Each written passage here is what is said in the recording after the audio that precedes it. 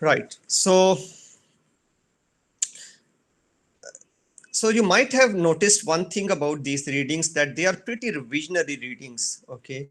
Because they kind of go back over and over again to the origins, start from there, and then come up, with a little innovation, uh, depending upon the context, right?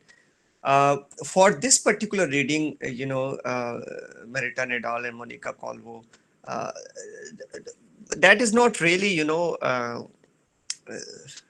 that is not a really great introduction. Well, this is my reading. You might have a different reading.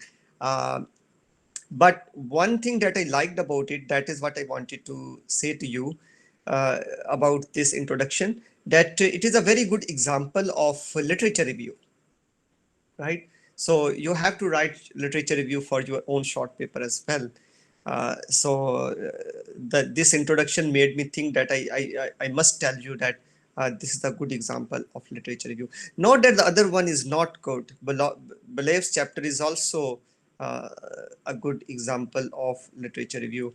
Um, but then Balaev is little more innovative, I would say. Michelle Balaev is more more innovative. She is uh, heading towards a few directions which are um, which are of course mentioned by other people as well here and there. We know, we have read, you know, Rothberg, and we have read what is his name, the Canadian person, the post-colonial witnessing.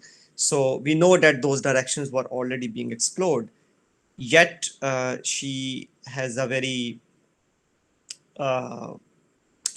lucid way. I mean, in contrast with Marita, Nadal, and Monica Calvo, in contrast with that, Michelle Belev has very lucid way to, in a very fine manner, and in a very meaningful manner, describe the innovation that she is exploring. Anyways, coming back to here, so the beginnings, once again go back to the beyond the principle, and that is what we have been, looking, we have been looking at theory right from the beginning of the semester, that we have to go back beyond the player principle, uh, or at least to Freud, okay. And by now I think that is a settled thought, that in Western philosophy, or in Western, academic history, trauma begins from Sigmund Freud. So let's read some parts of it, and then we can keep discussing them on our way. So in different manners, the increasing interest in trauma was a response to concerns about memory, politics, representation, and ethics that became prominent at the turn of the 20th century, right? So memory was, already there, starting from Sigmund Freud, right? But then, as we read on, we realized that politics and representation, and then ethics, also become an important part of it. Of course, these last three references are to Kathy Caruth. So, as many theorists have pointed out, ours appears to be the age of trauma, right? So, in fact, Nadal and Calvo are trying their best over here to kind of, mm, showcase trauma theory as and trauma literary studies, so to say, as one of the most relevant academic disciplines, if I say so, or at least one of the most relevant literary theories, right, for our time.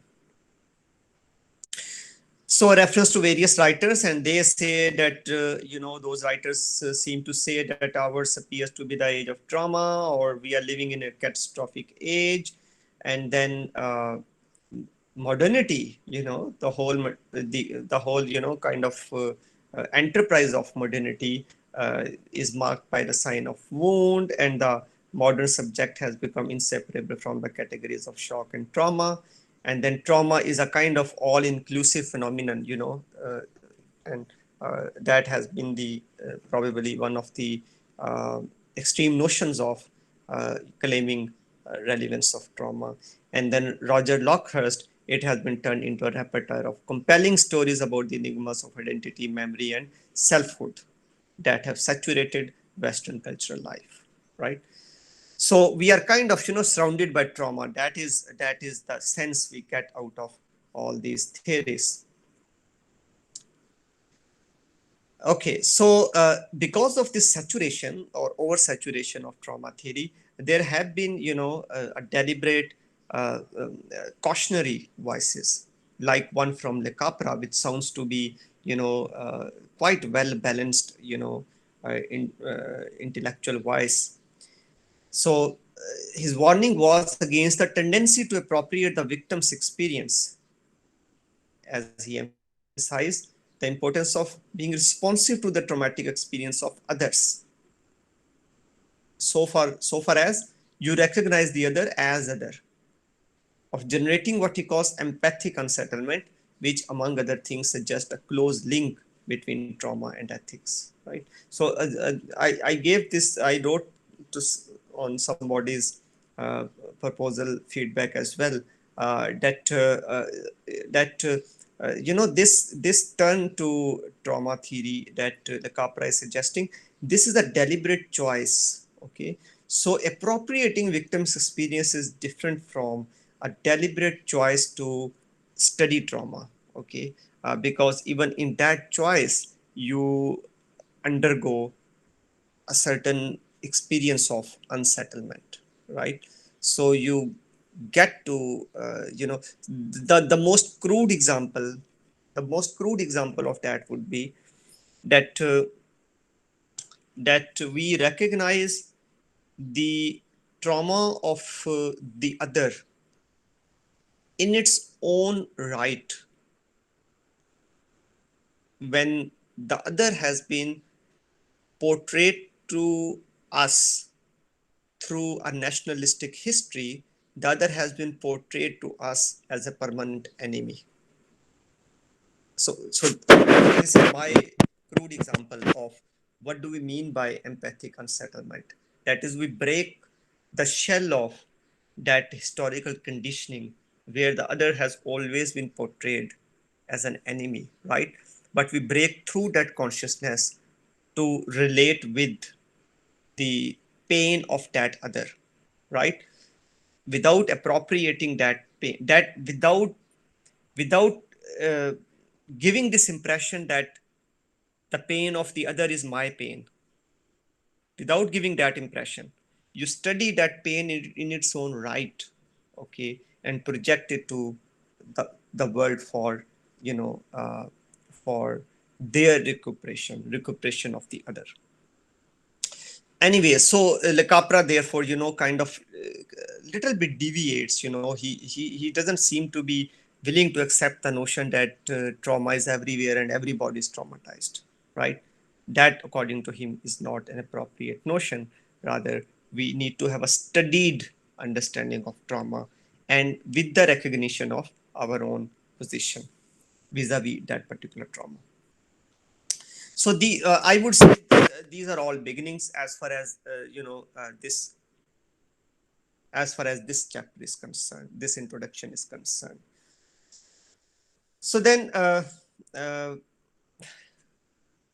or at least what I said before Le Capra, at least that is beginning, right? And then we have a development on that beginning coming from Le Capra, and the development is precisely this, that we cannot just treat trauma as all inclusive and my trauma, your trauma, and your trauma is my trauma. Those thoughts seem to be taking us to taking us to a kind of hodgepodge of theories, trauma theories, and doesn't make much sense to people like Le Capra, right? So I would say then after those beginnings on page number 1, we are on page number 2 with what is coming after those beginnings, right? So What is coming after those beginning is after two beginning those two big after those beginnings is precisely this, that trauma has been developed into, or study of trauma has been developed into a literary theory through its equation the with the uh, concepts of dystopia and sublime. Now, you are all students of literature and you are well aware of the uh, historical significance of dystopia and sublime for literary studies, right? So sublime, as you know, goes back to Longinus, and whenever we start studying the history of literary criticism, it begins from there. Okay, of course, the tragedy is an exception, right? But then one of the important, in the origins of romantic thought is sublime, right? And thereby one of the important ways to analyze the literary language. Okay, that is what we don't find in study of tragedy as such, right? That is that is study of form, but the analysis of literary language, that probably originates from, at least in the West, it originates from the sublime, the notion of sublime. And the other notion is utopia, right? So once again goes back to Plato, and then it kind of persistently goes through the literary history, or the history of representation. Okay, so utopia, and then of course related dystopia. Now, these two figures, dystopia and sublime, they become very convenient tools to expand on trauma as a literary theory rather than as a theory of psychology, right? Or theory of psychoanalysis. Over here, then Nadal and Calvo go into that direction, where they kind of pin down the radical intensity that Le Capra's phrase. Uh, uh, I think is I think Michael Roth. Yeah, it's Michael Roth. Sorry, but then the Capra's comment will come down over here. So how trauma literary studies can be connected with both sublime and dystopia. So these two comments are therefore relevant. The concept of trauma has come to perform some of the same functions that negative utopia dystopia once did. Trauma, like utopia, designates phenomena that cannot be properly represented, but one characterized by radical intensity. A widespread longing for intensity has come to magnetize the concept of trauma, giving it a cultural currency far beyond the borders of psychology and psychoanalysis. Right? So it's kind of self-evident that the concept is self-evident over here. Trauma has become the dystopia of the spirit, right? Spirit in the sense of psyche. Okay. Oops. Showing us much about our own preoccupations with catastrophe memory and the grave difficulties we seem to have in negotiating between the internal and external worlds, right? So internal world is the world of mind, and external world is the world of circumstances. By Roth.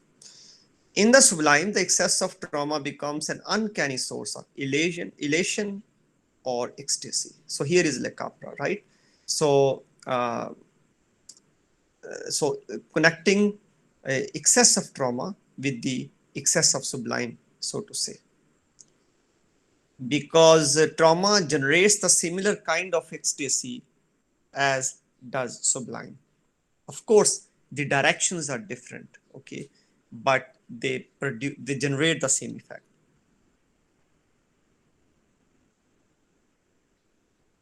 So both trauma and the sublime imply incommensurability, disruption, terror, and pain, right? So that is the connection between trauma and sublime. They mark the limits of reason and resist representation, forcing critical thought to a crisis. Le Capra refers to Lyotard's emphasis on unrepresentability of the sublime. a subject that the latter explores in the different with regard to the trauma of the Holocaust. In the different, something asks to be put into phrases and suffers from the wrong of not being able to put into phrases right away. So, in terms of the sublime, the pain of the Holocaust is such that it exceeds our ability to express it, right? So, the notion of sublime, therefore, can be connected with as gigantic event as Holocaust as well.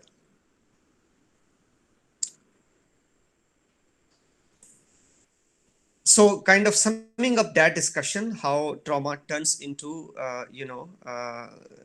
trauma literary theory via the channel of Sublime and dystopia as well. Trauma can be seen as the psychological counterpart of the sublime, and the sublime can be seen as the philosophical counterpart of trauma. Significantly, the connection between trauma and the sublime foregrounds the problem of representation and the limits of language, and is also related to question of time. So you might remember we had exactly the same discussion without the notion of sublime when we were discussing Catholic root right in the beginning of the semester, right? So the questions of unrepresentability, the limits of language, the absence of reference, all those things remain still the same, except that now we are reaching at the same understanding of trauma via the channel of sublime. Just as the sublime transcends time, linking past, present, and future, trauma disrupts the mind's experience of time.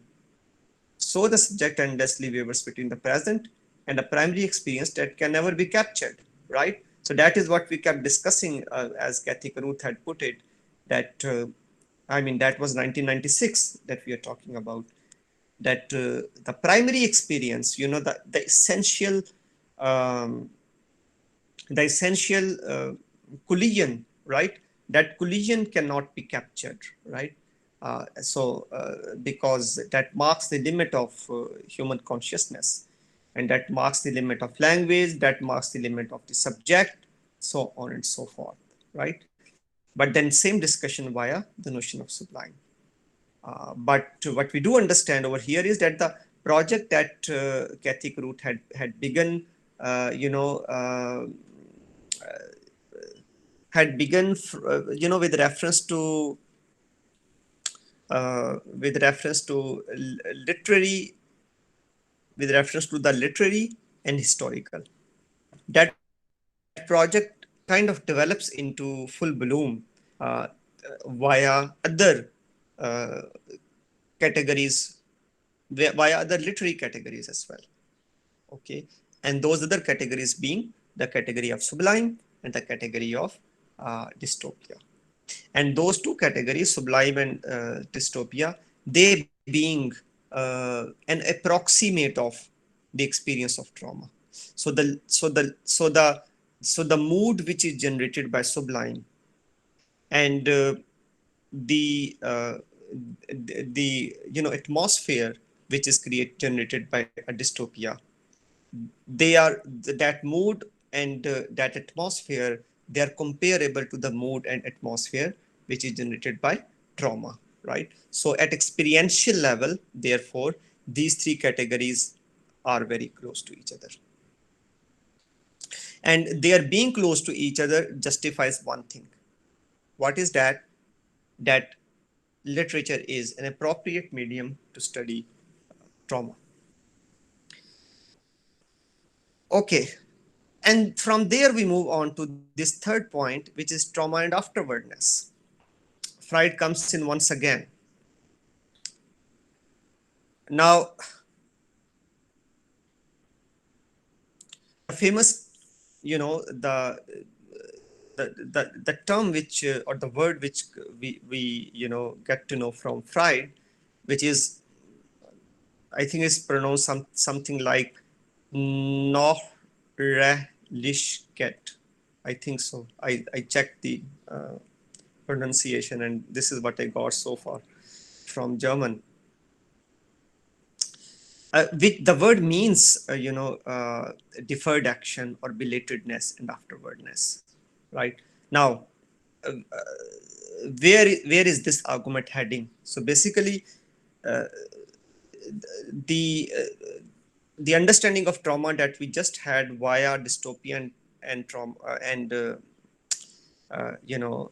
sublime, that develops into the notion of repetition, okay, repetitiveness. And why that is important? Because that is another feature of literary studies, okay, or that is another feature of uh, narrative, so to say. We will get to know about that when we move down over here, which is repeating the present. Okay, so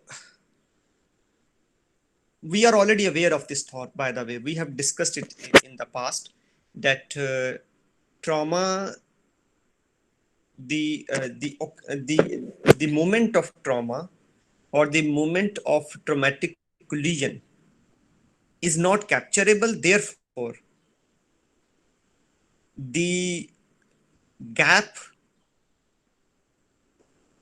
caused by a traumatic collision, the the uh, the gap which is created in consciousness because of the traumatic collision, that gap has to be filled in, that void has to be filled in, that has to be so to say compensated with something else. And that, what is that something else? That is imagination. And what is the role of imagination?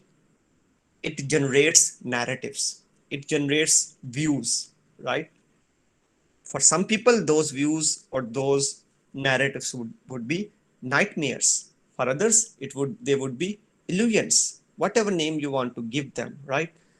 Now, the nature of those illusions or those nightmares is that they are repetitive. They repeat themselves over and over again, and therefore they turn into a symptomatic evidence of trauma. So that is where discussion is heading at this time over here, while Nadal and Calvo uh, are tracing the history of trauma theory so far. So trauma consists of two moments. The trauma, in order to be psychic trauma, does not occur in just one moment. First, there is the implantation of something coming from outside, right? You might remember for Freud that trauma is, kind of a wound inflicted by something which is outside the body, right? And this experience or the memory of it, right? And this experience or the memory of it must be reinvested in a second moment, and then it becomes traumatic. It is not the first act which is traumatic, it is the internal reviviscence of this memory that becomes traumatic. Okay, now this notion of Nachrelichkeit, which is afterwardness, interestingly, it is found in Derrida as well, right? So in Spectre of Marx, and I think in Fever of the Archive as well, uh, Derrida would refer to, the repeatability or repetition of, uh, you know, repetition, which is, uh, which is ghostly, so to say, and therefore it appears over and over again. So Derrida's reading of Freud's Nachrelichkeit ties in with his previous contentions in Spectre of Marx, where he takes the spectre as the symbol of a critique of amnesiac modernity. By Derrida, the trope of the ghost court is perhaps the hidden figure of all figures, because it throws time out of joint, producing a radical untimeliness that cannot be reversed. By its own nature, the ghost never dies, it remains always to come and to come back. If, as Derrida argues, the structure of the archive is spectral, so is the phenomenon of trauma with its ubiquity, enigmatic core, and ceaseless returns. As a failure of memory, trauma implies forgetting and repetition. As Freud notes in Beyond the Principle, since the traumatic event is not remembered, the patient has to repeat in the present. In Cruz's words, is the literality, right, of traumatic event. and its insistent return, which thus constitutes trauma and points towards its enigmatic core. Right? So, why do you think the structure of the archive is spectral? Would anybody like to comment on this? Why the structure of archive is spectral? Well, I mean, it serves as a good example, but actually, if it is spectral, so why do you think the structure of archive is spectral? Anybody would like to comment on it?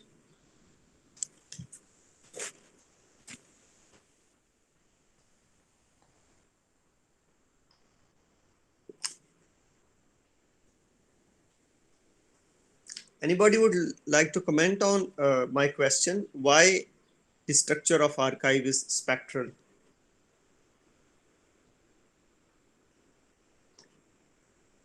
Sir, Those were, I yeah, go ahead. think, I think they look like ghostly. Maybe Oh they wow. haunt. Okay, I never thought. That is interesting actually. Yeah, yeah. Okay, interesting. Sir, I also believe that it has already been discussed that the trauma is also a part of our memory and imagination.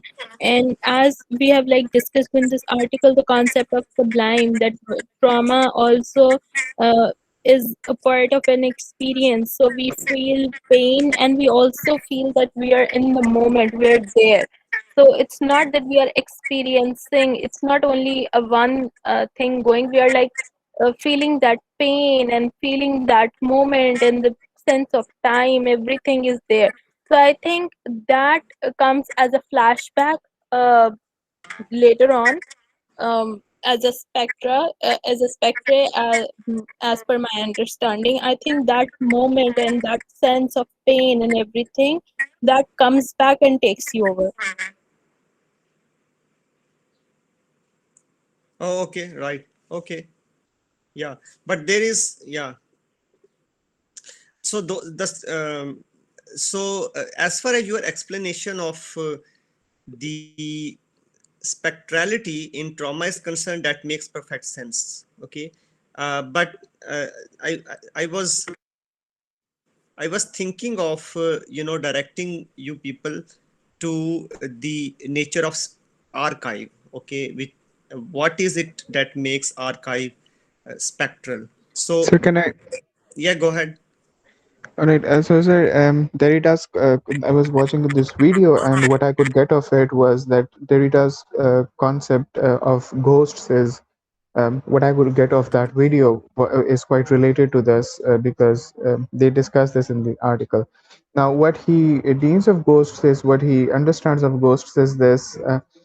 Thing that is outside of what I truly am, which is representation. So if I'm talking right now, I am, fulfilling certain expectations that, you might have or this class might have. And so this becomes the ghost that is talking, not me.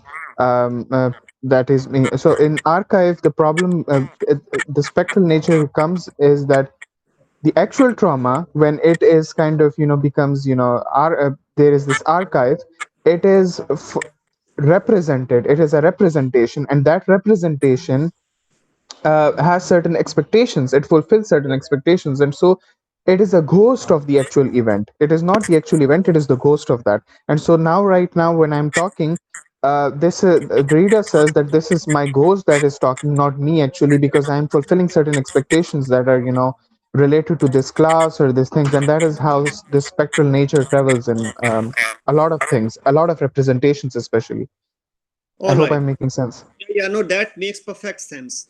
There is another side to it. I mean, the sense that you have just shared with us, I think that does fall in within the scope of Derridian intention as well.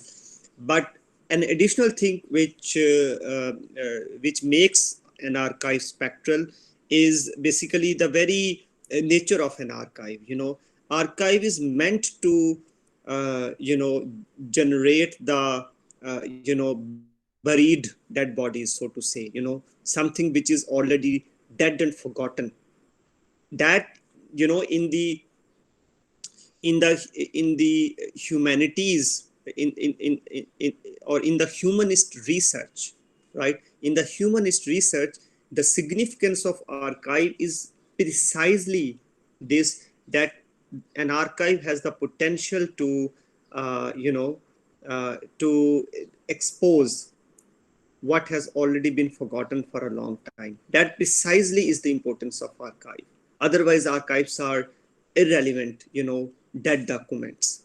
What makes them relevant is the the capacity of archives to produce something alive out of what is already dead. So the dead past becomes alive once again.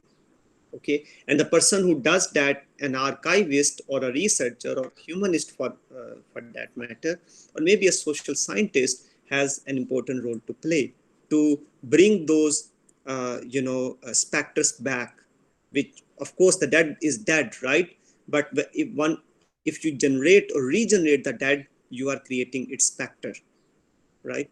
So that is the notion he had in mind. Now uh, the explanation of this explanation of archive brings it very close to the understanding of trauma that we already have. So the more uh, specters you can generate from an archive, the richer that archive is, and the better your performance.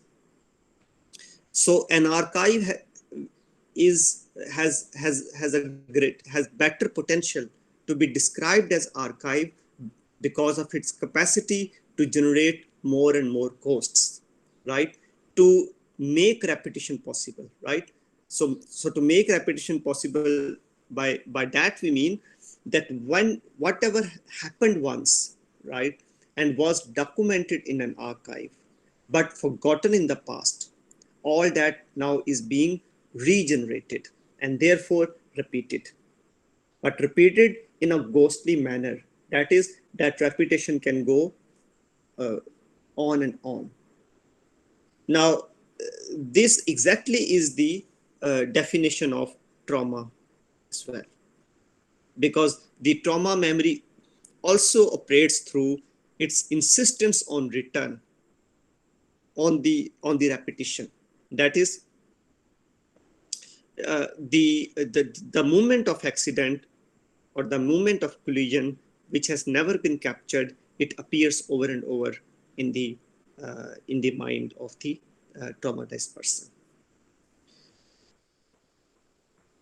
Okay, so let's move on to the next point. Here is the, it continues with the same one.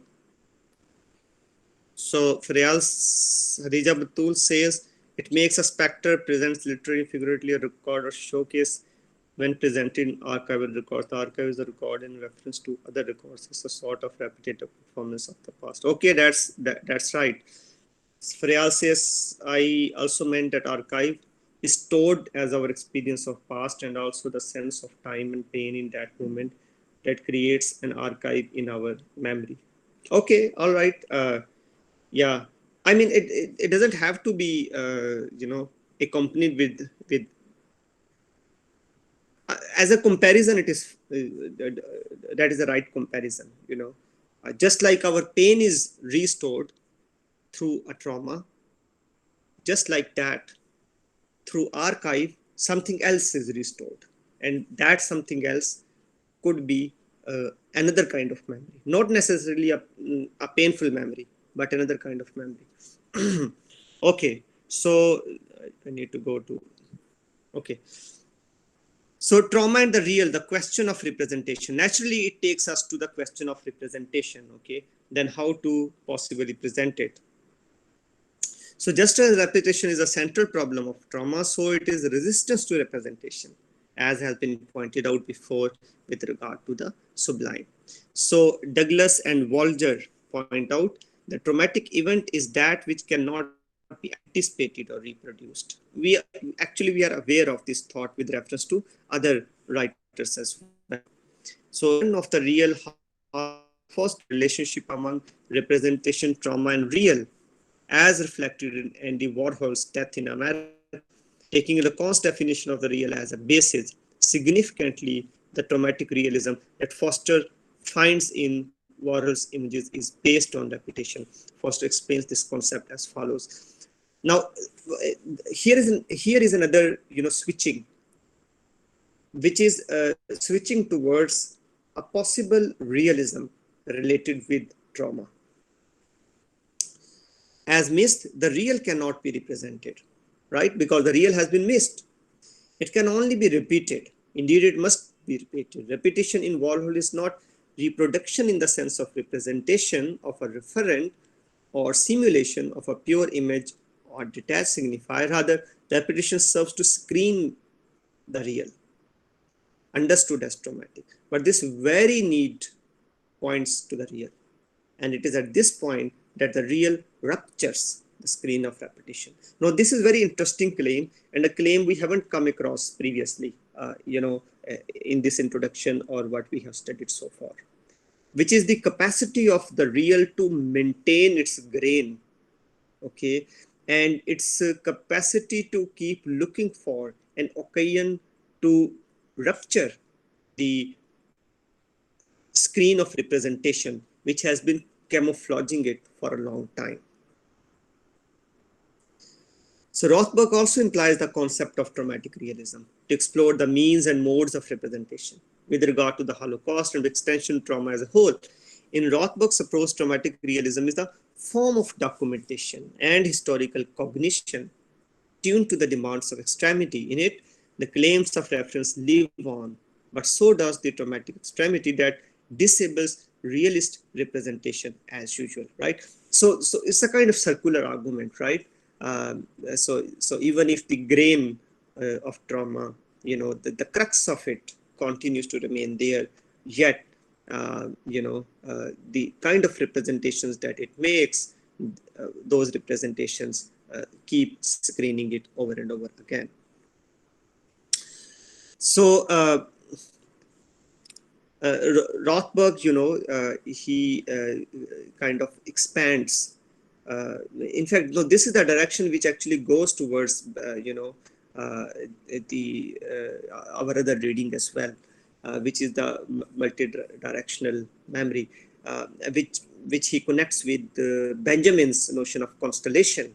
That is the trauma. We don't have to essentialize trauma to a singularity.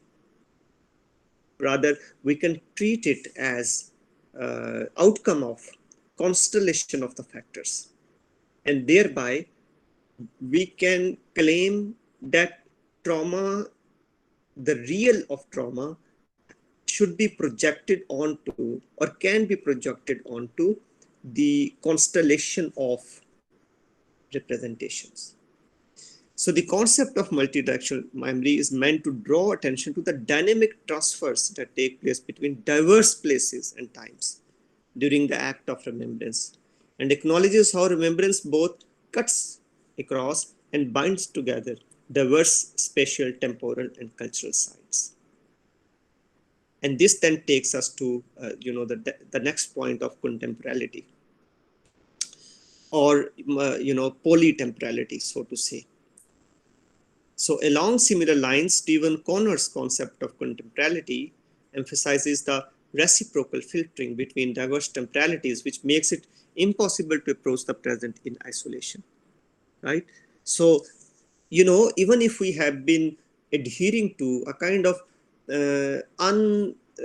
unviolable or inviolable maybe sacredness of that unique moment of trauma, yet it is possible to diversify that moment. It is possible to think of that moment as already a multiplicity, right? Because there could be more than one, and in fact a variety of possibilities which in which trauma can turn.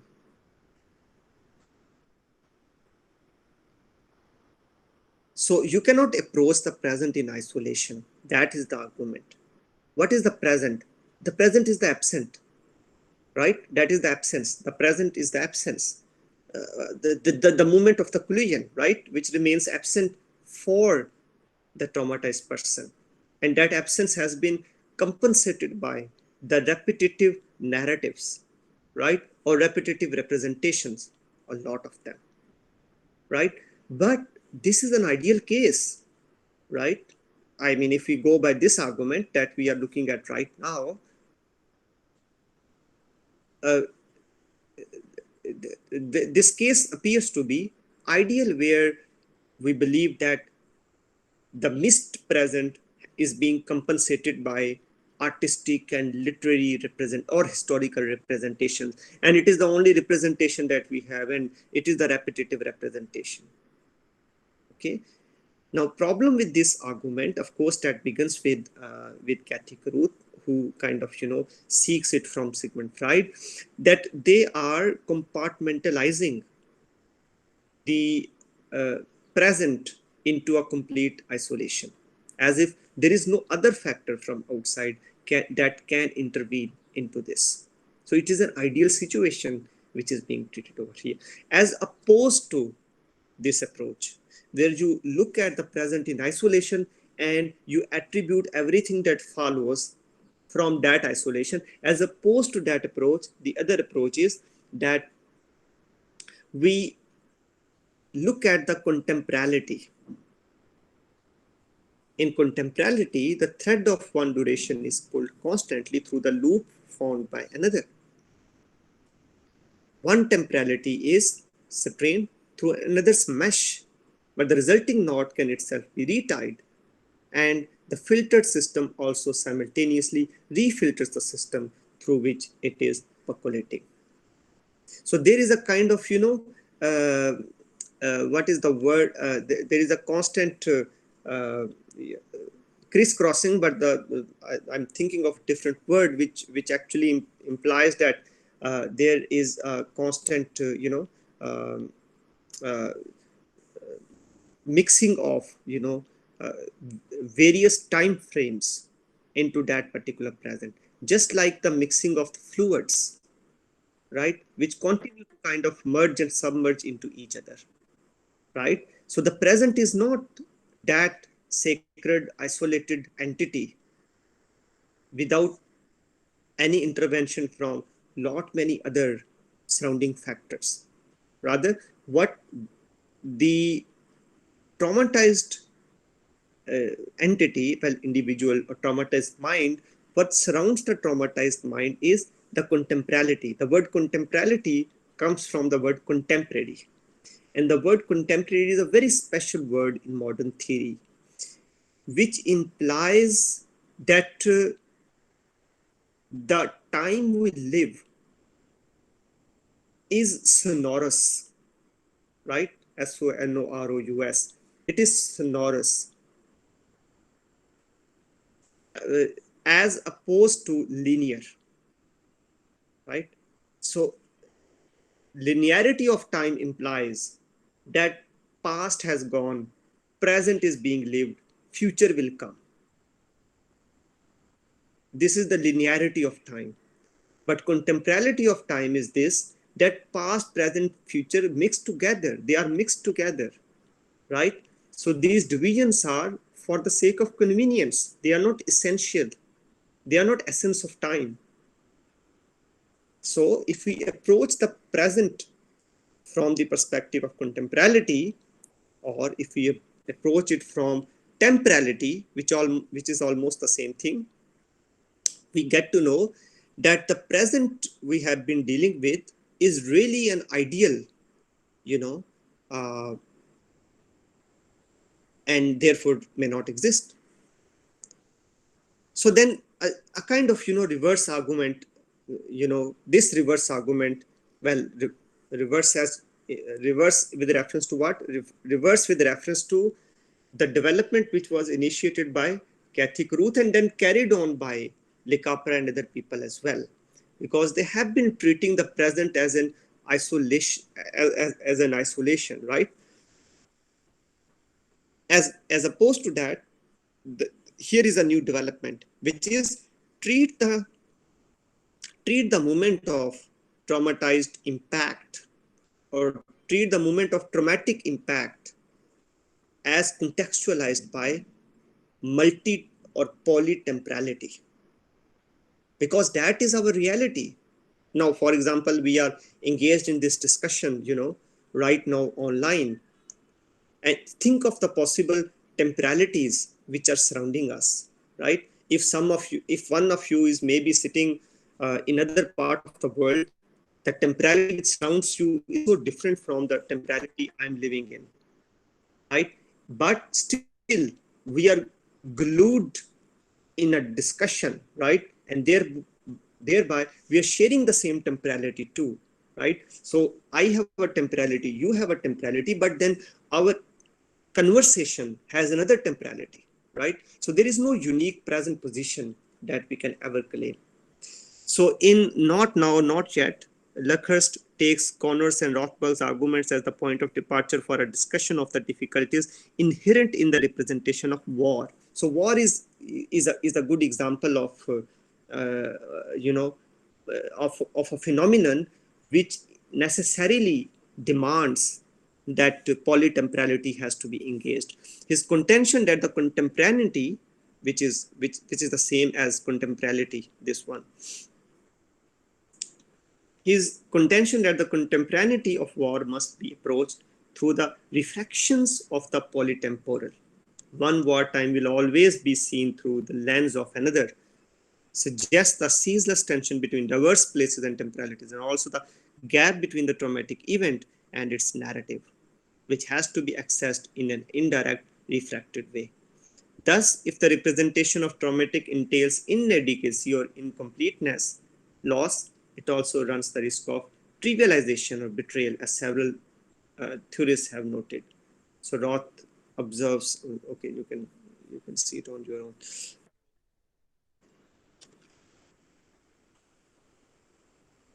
Okay, so I think this is all from here. This point is further developed over here. I hope you have seen it, or you should be able to see it on your own as well. Okay, so let's move on to the second reading. We don't have much time.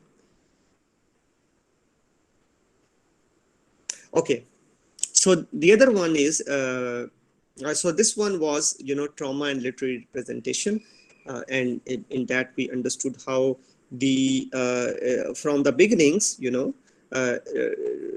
trauma studies turns into a literary representation, hesitantly initiated by Kathy Kruth, but then it's full bloomed development via dystopia, sublime, notion of afterwardness, and the notion of the real and representation, right? But then how that is being challenged through the notion of contemporaneity and temporality. Not that literary representation is being challenged, but what is being challenged is the is the is the nature of literary representation, which takes for granted the unity of the traumatic impact.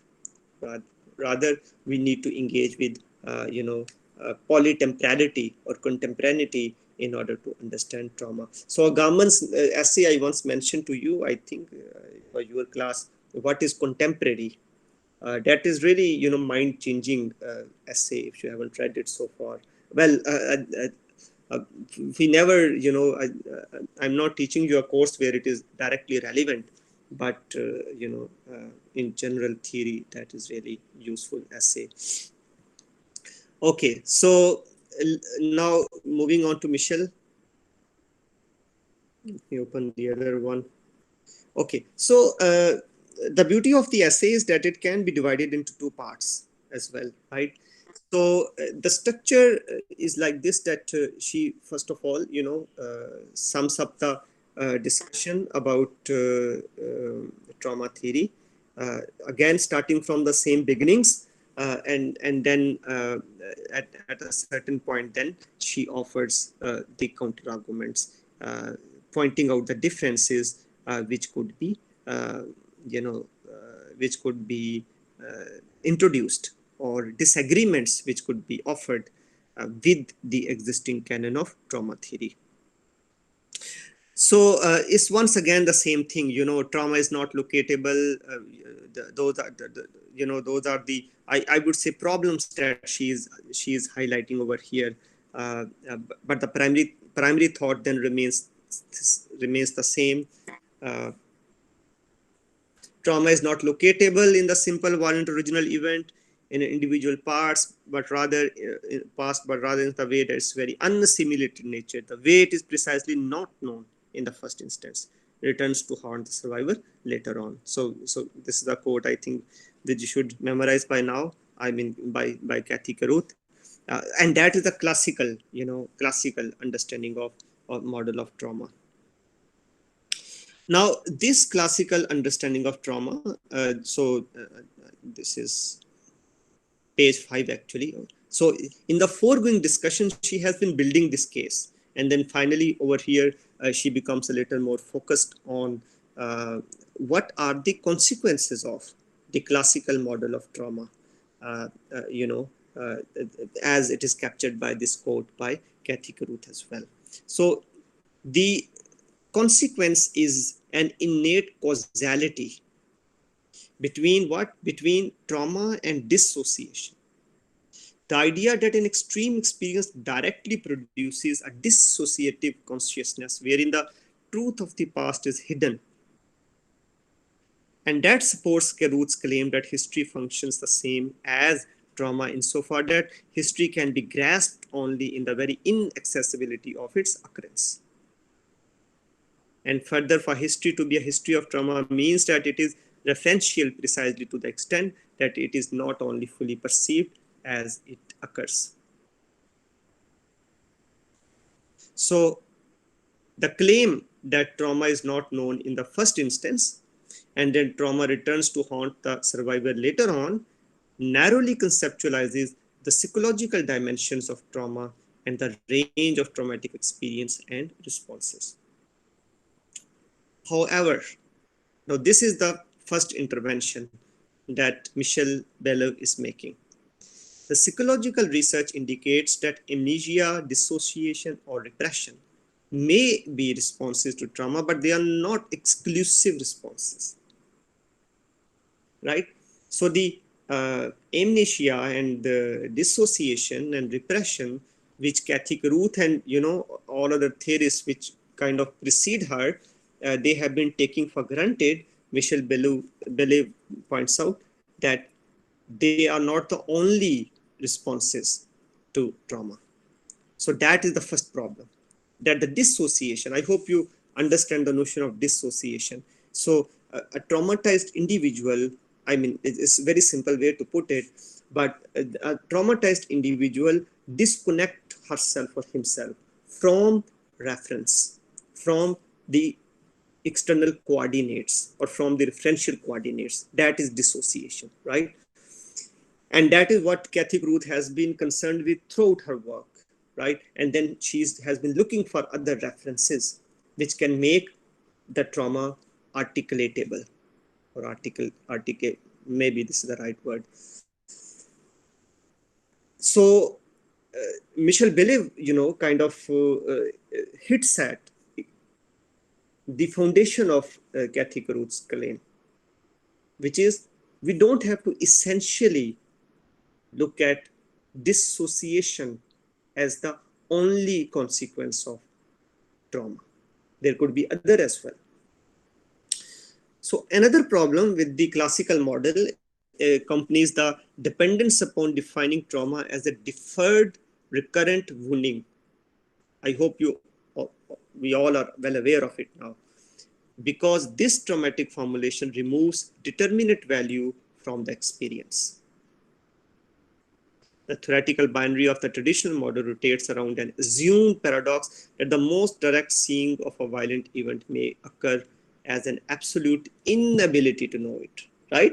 So Caruth was, kind of, she convinced us very hard on this point that the violence is so big and so huge that exposure to it incapacitates the individual from articulation of the trauma that the individual underwent.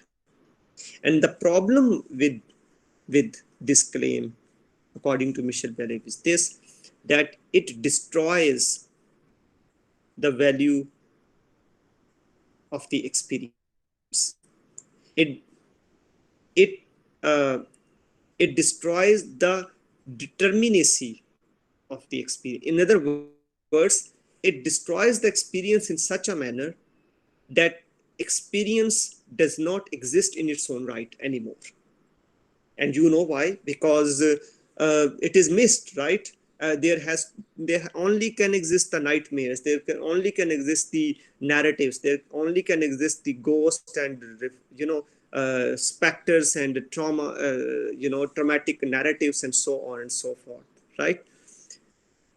So but Michel says that is a problem, because if experience is destroyed, along with that, probably the value of that experience is also destroyed, right? So uh, this pink part actually then kind of offers produces the offers the reservations that Michel has, and counter problems or counter arguments that she raises. So this view, the view that we read just above, that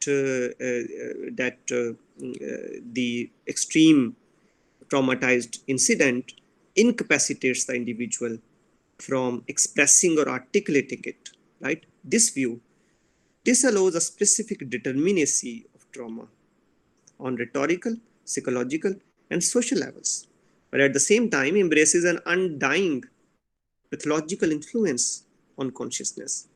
One result of trauma's classic conundrum, accordingly, removes agency from the survivor. This is a very provocative claim, and in fact very helpful as well if we go by this newly introduced model of trauma studies. So it removes agency from the survivor by disregarding a survivor's knowledge of the experience and the self, which restricts trauma's variability and ignores the diverse values that change over time. In contrast, the pluralistic trauma model that allows determinate value and social specificity, even when a survivor like me had little agency in the moment of violence, thus acknowledges the variability of trauma, right? There could be many versions of trauma in its definition and representation, and may emphasize the active potential for meaning in the moment of harm, right? So there could be an active potential on the part of the survivor to generate the meaning in the moment of harm, right? But what classic model is proposing is instead of the active potential for meaning in the moment of harm, the classical model is proposing a passive submission to a meaning imposed from the unknown in the moment of harm, right? So imposed by the unknown, because that is the specter. We don't know where the meaning comes from, but it comes from somewhere, maybe from unconscious, wherever, right? But the traumatized victim is reduced to a helpless recipient of meaning that comes from an unknown agency. Although the classic notion of trauma as a silent haunting or an absolute indecipherable is theoretically useful for certain ends. For example, it underscores the damage done. The pluralistic approach highlights the ranging values and representation of trauma in literature and society, emphasizing not only the harm caused by a traumatic experience, but also the many sources that inform the definitions, representation, and consequences of traumatic experience. So rather than claiming that language fails to represent trauma, that is what Catholic Ruth has, taught us so ritualistically, that rather than claiming that language fails to represent trauma, pluralistic approaches consider linguistic relationship, but not at the expense of forgetting that trauma occurs to the actual people in specific bodies located within particular time periods and places, right? But in the name of a lost reference, and in the name of absent coordinates of reference or referential coordinates, Kathy Ruth actually disregards all these factors which surround trauma. The above claim that trauma is never simply one's own and that we are implicated in each other's trauma produces a problem involving the assignment of responsibility for violence as well as understanding the relationship between direct and indirect action. So the attempt to include everyone as victims of trauma runs the risk of including everyone as perpetrators, right? So the distinction between trauma victim and trauma perpetrator is uh, eliminated if we go by this definition, this claim that trauma is never simply one's own and that we are implicated in each other's trauma. So the trauma inflictor and the trauma recipient, they're kind of reduced to the same level, and they are also their ethical values are conflicted, thereby uh, you know thereby making all the acts of justice irrelevant, right? So that is the problem with this claim. So although this was unlikely, the intent, the claim veers towards universalizing the experience of trauma as well as collective violence, of which both implications serve to make anonymous the actor and recipient of violence. Obviously, actions produce consequences that are experienced directly or indirectly, but the danger of making collective the specific experience of a group or individual in the past is to create an unspecified action and effect as well as an indeterminate meaning of experience. Theoretically, expanding the identification of action from a direct experience to indirect experience conflates cause and effect and thus conceals questions of responsibility and agency. So, who was responsible for the trauma and who had the agency to resist that trauma? So, both of these poles are conflicted with each other, right?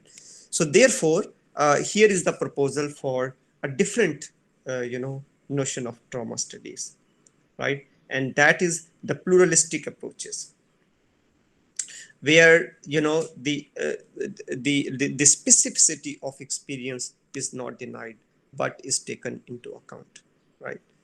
Uh, so mm, and okay, so let's just read this paragraph and then I will ask the presenters to engage in the questions. So contemporary pluralistic approaches in literary trauma theory are more likely to acknowledge both the neurobiological and social context. So Kathy Carruth's version of trauma was neurobiological and social context of the experience, response, and narratives, as well as the possibilities that language can convey the variable meanings of trauma. Paying attention to the specificity of trauma does not exclude the fact that social, semantic, political, and economic factors are present in the experience and recollection of trauma. The knowledge that social practices are part of the context of even the most private violence differs from the claim that everyone is implicated in each other's absent trauma, because the former position accepts the multiple contextual factors of trauma while also indicating that trauma is a lived experience, one that is identifiable to a greater or less degree. In fact, one can argue to connect this notion, uh, with the contemporaneity that we just discussed with reference to other article as well, you know, uh, because essentially the consequences would be same. I mean, over there, the present is being questioned, and that present is this absence actually, which is being challenged in the previous article is precisely this. So contemporaneity means that there are, many times, and there are many contexts which contribute uh, to make that trauma possible.